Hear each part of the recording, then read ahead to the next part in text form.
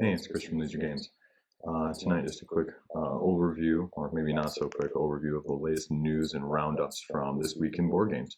So let's take a look.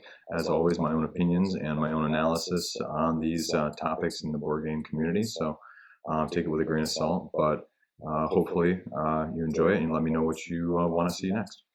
So first up tonight, we're going to go into a little bit of a Kickstarter roundup. A couple of new things that have launched this week, and a couple of things to just be a note of. First, we have Endless Winter. This is by Fantasia Games. This is another notable game just because all of a sudden we have seen a surge of 3 games now. As they say in work, it comes in waves, and this seems to be the wave that's coming through right now. Paleo American's Endless Winter is a combination of worker placement and deck building. The other 2 most recently notable games that have been in the hotness are the Lost Ruins of Arnak, which has got more of the explorer, jungle-esque Indiana Jones theme.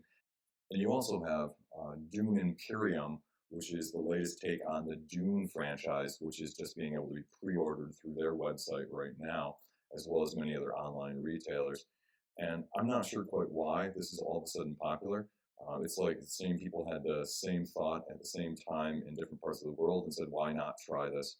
And so all of these are, getting the hype right now, expectedly so. It was something new and innovative. And if you've watched any of my other videos, you know that I am a fan of new and innovative in that sense.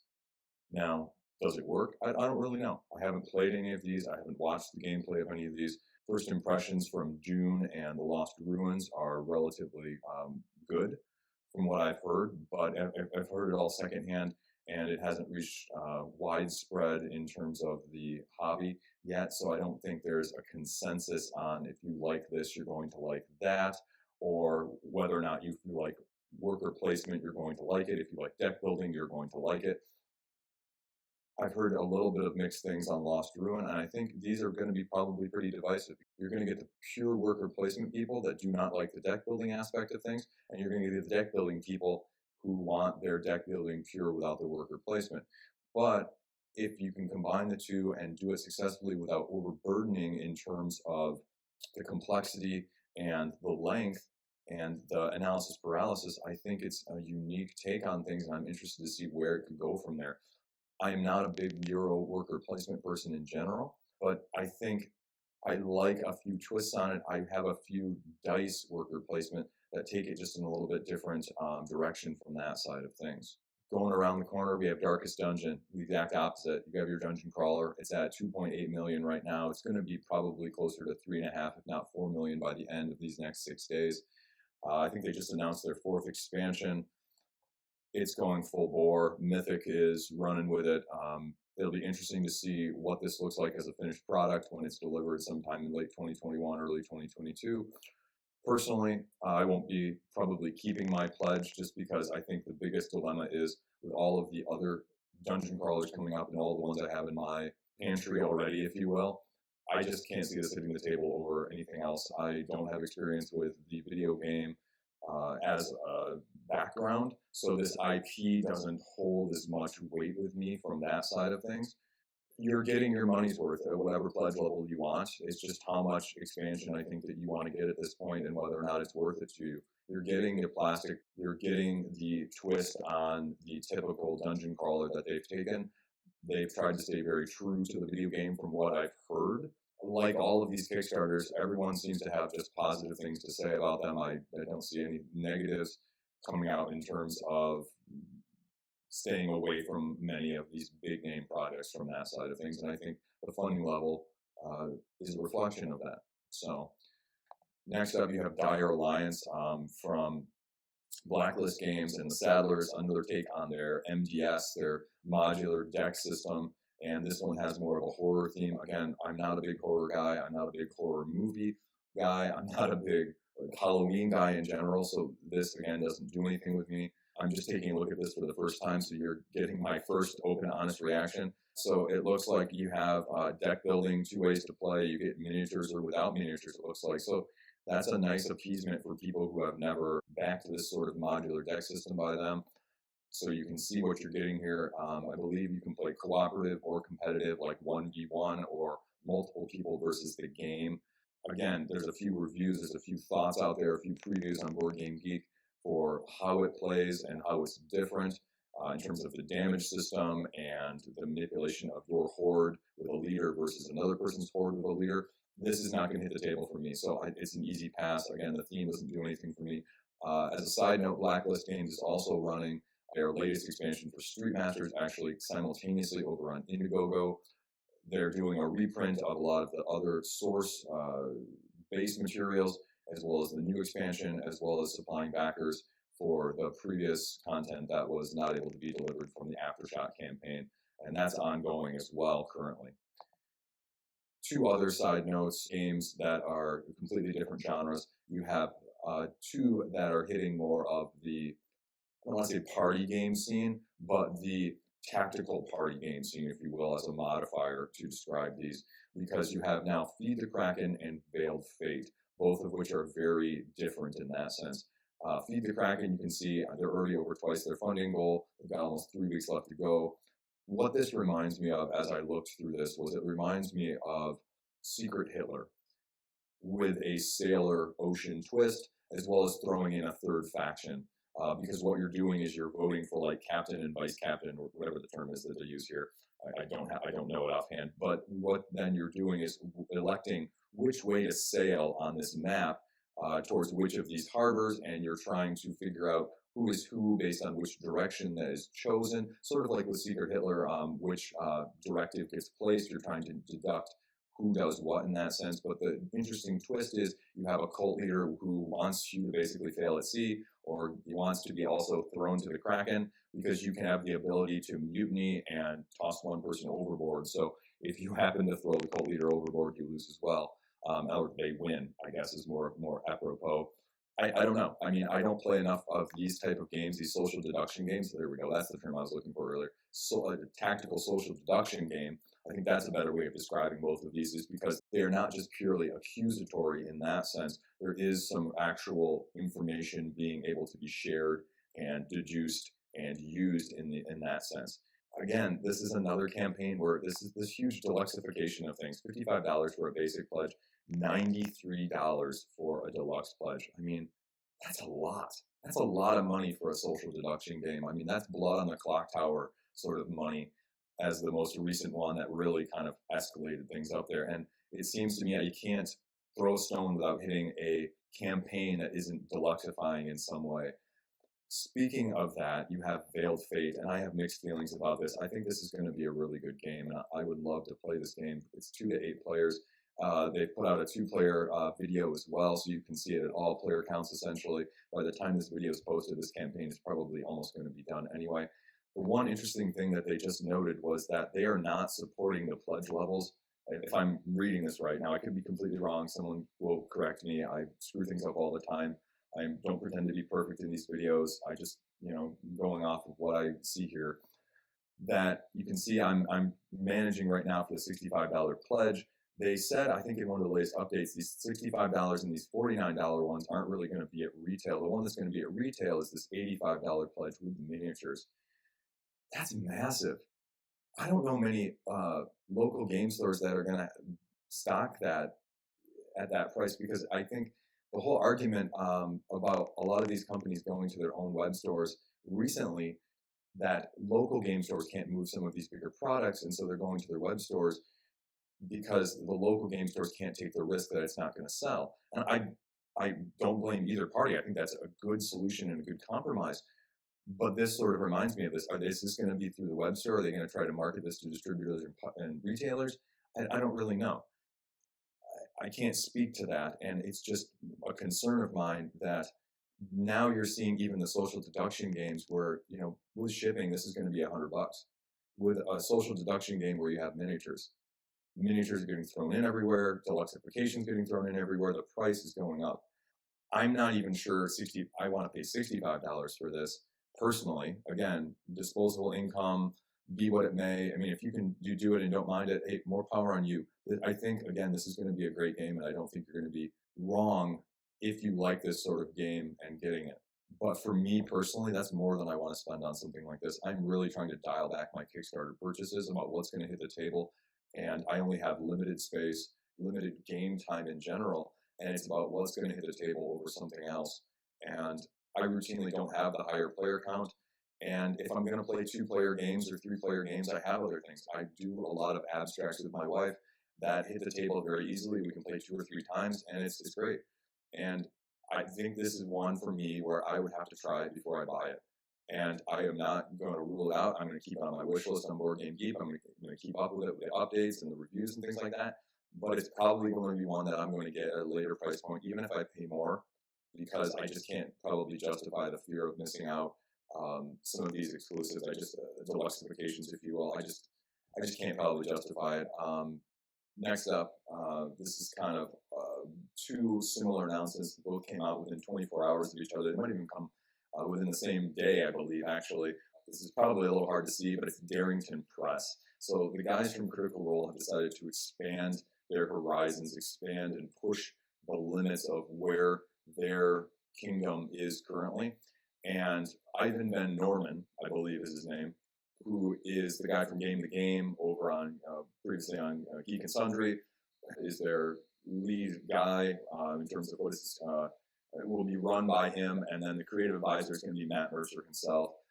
This is the IGN article, which is the quickest one to pull up. They've already got 4 games planned, one for each of the quarters of 2021.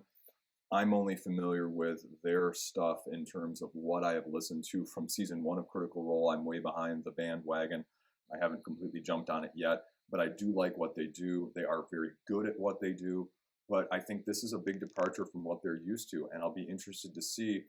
It appears that I believe all 4 of these games are going to have some tie-in with one of the worlds of Critical Role that Mercer has helped create and immerse so many fans in.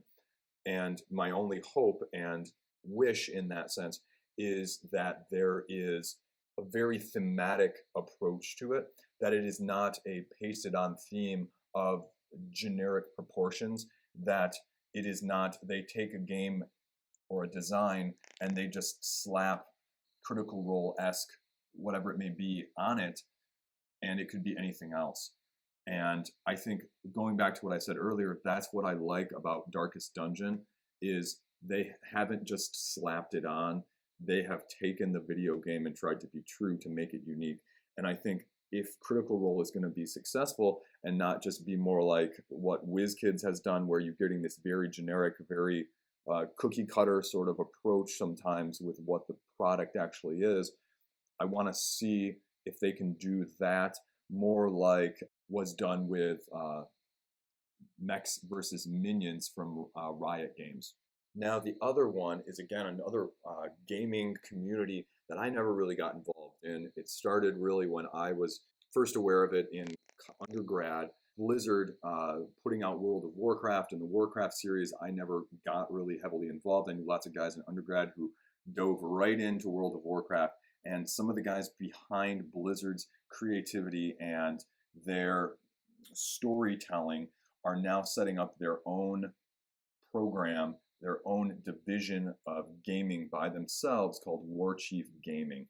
And this is Chris Metzen, who, as you can see here, worked on Warcraft, Diablo, StarCraft, Overwatch, and he's apparently been sort of MIA, flying under the radar since 2016, and now they've got their own website called Warchief Gaming, and they're trying to strike while the iron is hot. We all know, and we've all sort of appreciated the fact that this is the golden age of board gaming, and the commonality between both of these companies is they are recognizing that this is where a lot of people are going, in addition to video games and the constant cycle of video games, that this is a potentially untapped market for especially both of the fan bases of these companies, of where they're coming from in the first place, both of the Critical Role genre and the fans, but also the World of Warcraft people, or who may be even a similar boat, who have played World of Warcraft, who have been playing Warcraft for years and years and years, and are looking for something new.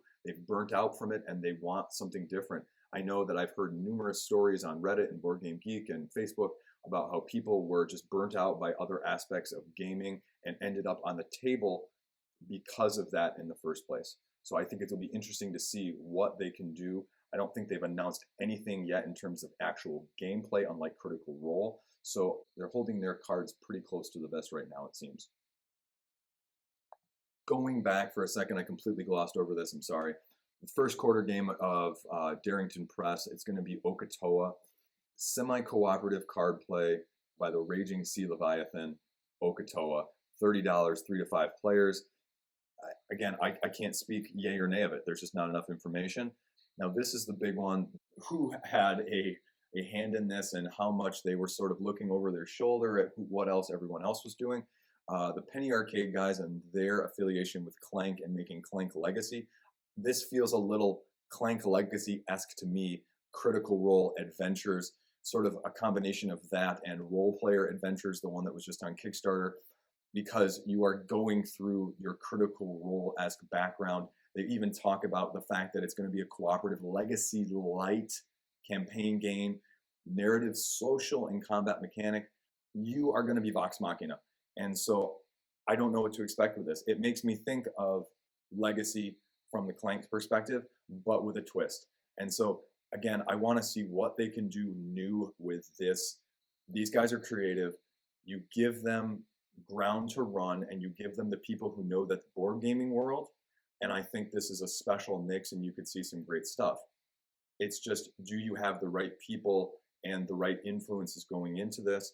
And I mean, I hope so. I genuinely hope so, because I think you could see some great stuff, and I think they're willing to push the boundaries.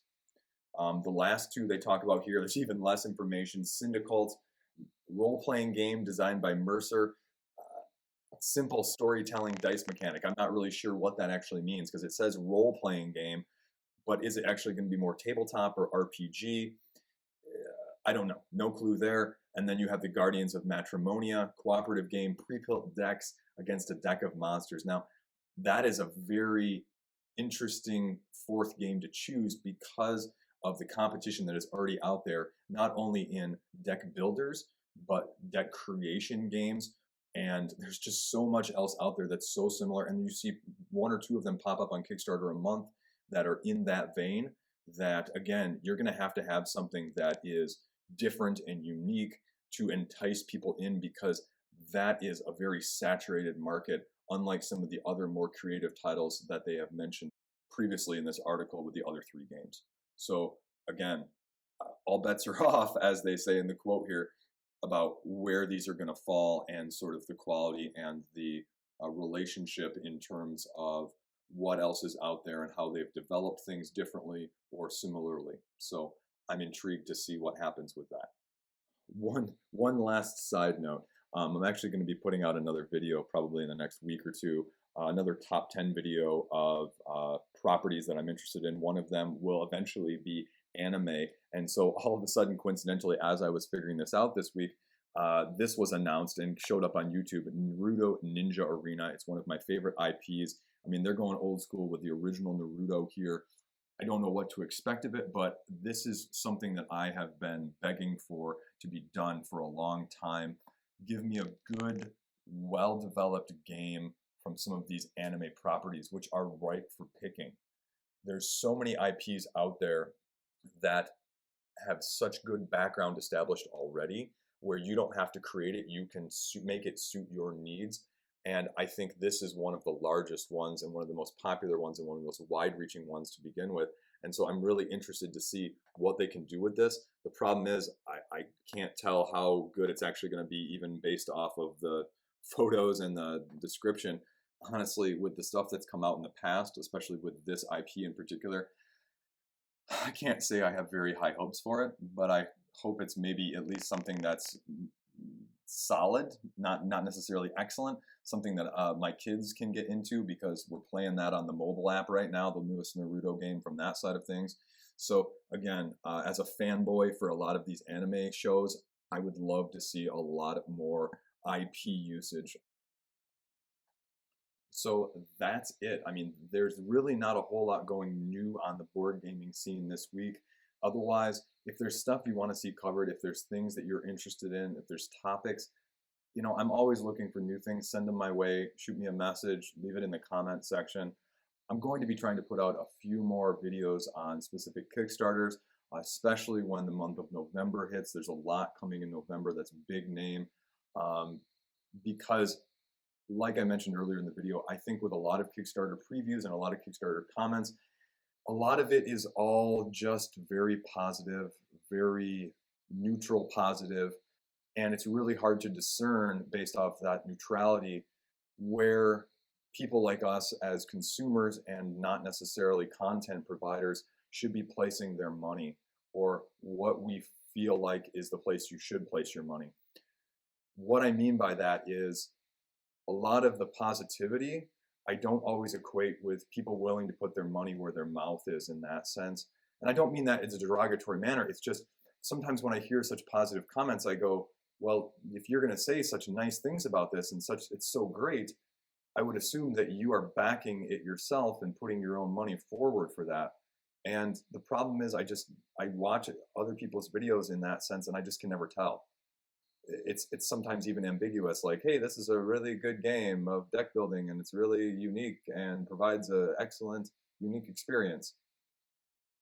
Well, are you going to be putting your money on it then to buy it during the Kickstarter or not based on that quote? And I just can't tell. And so for me personally, I'm going to be trying to be as upfront about that as possible, whether there's pros, there's cons, because let's face it, everybody likes different things. Everybody is looking for different things. So whether or not you agree with me saying you maybe should back it or maybe shouldn't back it, you're always going to do what you want to do. And there have been plenty of people who I have seen online whose comments I particularly will go with in terms of my taste aligning with theirs. And I've also seen personally, but I've seen other people comment the same thing, like, hey, when so-and-so, whatever channel doesn't recommend this, I go out and buy it. Knowing yourself in that sense is great, but I think there's also just some transparency that I want to be able to provide to let you know where I'm actually spending my money too, because I'm a consumer like you guys. Nobody's sending me games. Nobody's sending me preview copies. I am getting ghosted left and right by people, in terms of just asking for anything. So I'm just trying to be as transparent as possible, and that's okay. I don't expect anything at this point. I feel more comfortable without it. So it is what it is. As a side note, you're probably wondering what's going on with the background, what's going on with that whole situation. Well, I have 3 kids, including a newborn and a wife who watches shows during that time. So you might see a different background right now just because we're trying to figure that out. And plus, all the other videos, you can watch someone else's wall of games behind them. I don't really think that's representative necessarily of who I am either. I'm more than just a wall of games. I think that's very generic. So I just want to do something different in that sense. Maybe I'll prop up a game behind me different in every video and you can just check it out from that side of things. But that's just what the cards are dealt right now for me. And I'm not going to pretend otherwise that that's the case. As always, these are my own opinions. I'm rambling. And especially with the background changes and the kids and the family situation, that's going to be what it's going to be. I hope you'll put up with that. I hope you put up with any of the audio and video issues that I've got.